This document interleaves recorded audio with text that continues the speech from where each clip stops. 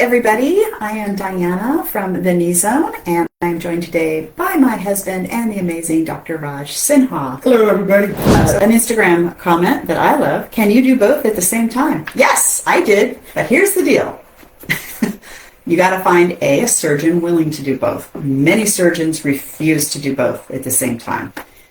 For a variety of reasons. Variety of reasons, which I'm going to say, mentally, you got to be ready for this recovery. Doing both at the same time is extremely hard. I trained for it like it was my full-time job for 3 months before. A lot of upper body strengthening, eating the right proteins, BMI perfect, blood work like you studied for it. I mean, you got to check off every single box. You've got to have a medical history that is really, really good. All those things. Then you've got to have help at home. And do you have stairs you've got to go up and down every day? You could do bilateral, both at once. That's going to be close to impossible. So you got to check off a lot of boxes. If you buy our book, Knee Replacement Secrets, yes, another shameless plug. On page 203, you can do a free consult with me. I met with Kit earlier this week. She's getting ready to do bilateral. She's got a doctor who's, given her the green light to do all these things. So, happy to talk to you privately about, where are you on that checklist and seeing if we can find some resources for you to find a surgeon that would be willing to do bilateral and a hospital that supports it too. There's a lot of things. And 3 medical considerations from my perspective. One is age, not just chronological age, but physiological age. There's a difference. Your surgeon will know what I'm talking about. But I use 65 as my cutoff. I find that people struggle more above, physiological age of 65. Second is health. You can't really have a lot of history of heart disease, for example, is bad, and pulmonary disease is bad. In those patients, the risk of death after simultaneous bilateral knee replacement actually goes up. So, if you fall into one of those categories, do one at a time. So, Kaya, what are your thoughts on using a power plate? I have one under my desk. I'll be happy to talk to you about that. For strengthening, and red light therapy for healing. Okay. Post-op healing. Post-op healing, yes. So the power plate, I would recommend that you don't use the power plate for at least, I'm going to say 8 or 9 months, for balance more than anything. And I'm not sold 100%. I need to read some studies that the vibration plate is actually helping you strengthen. Is it good for lymphatic draining? Yeah. Is it going to help you with some balance? Does it feel good to have everything jiggling around? Yes. You need to be very careful. You use it on the lowest one, because we talked about me using this thing when I bought it. And I was like, you already bought it. Well, I was going to return it if you said I couldn't use it. But, I don't know if it's really going to help a lot. I like using it just to kind of shake up my day. I don't know if I'm getting proven health benefits from it, but I don't think it's hurting my knees, I think is the main thing. Red light therapy, yeah, I think we're fans.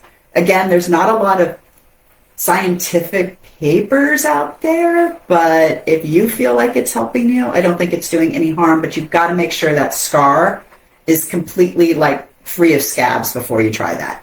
Do not use it on something until all the scabs are completely off. Yeah, that's, I think, my bias. I don't like anything on the incision until all the scabs are gone. Because to me, that means that the scar has not fully healed yet. Red light therapy, a lot of people talk about it for osteoarthritis. Nothing proven there. For post-op healing, same thing. Probably beneficial, probably not harmful. Does it make that much of a difference in the long run? Who knows? But if you feel like it's helping you, by all means, use it.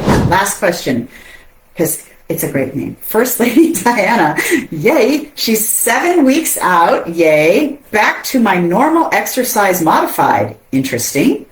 Physical therapy, 118, awesome. Flexibility, wrong.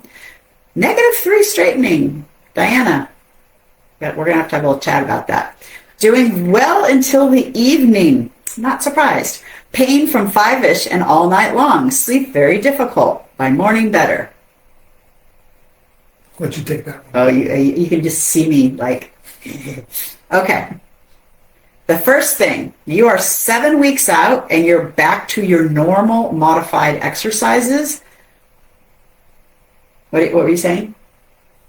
Don't do too much too soon. Yeah, I think you're doing way too much too soon. Probably why you heard and it's probably, if your true name is Diana, then you're like me, and that's what we do. We're overachievers. So you're doing too much. I'm very concerned at 7 weeks, you're at -3. You need to be 0, like tomorrow. Not tomorrow, but you really need to be focused on straightening.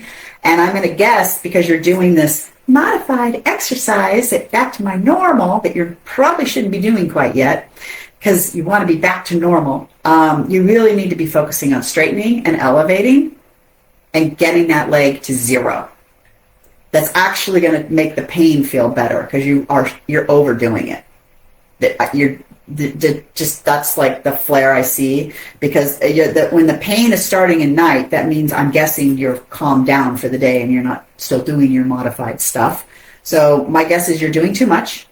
You're not elevating and icing nearly enough, and you've got to get that leg straight.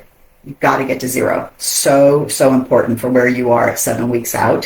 And then once you hit 0, a lot of that is going to go away. I think you're doing more than you should be, which our friend Kaya on Facebook heard a very similar story from us last Friday. So, but she's doing marvelously now a week later. I suspect that if you cut back your exercise, you'll be at 0 without even trying, because the swelling will go down. Yeah. I hear this commonly from patients. I feel great during the day. I do everything I want to do. It hurts so much at night. Why? Because you're using muscles way more than you ever did before the surgery. And those muscles are just not ready for it. And they complain. They're angry with you for putting them through that all day long. And they're going to keep you up at night and let you know about it. Yeah, at night. I did too. I'm guilty. I just said, Diana, we do too much too soon. So that's why we're here. That's why we founded the Knee Zone. We're going to say goodbye to you, our friends. We hope to see you next week. If you want something, just drop guide or go to thekneezone.com. Scroll on down and you can drop and get it right there right away. Thank you all. Thanks for enduring our experiment today.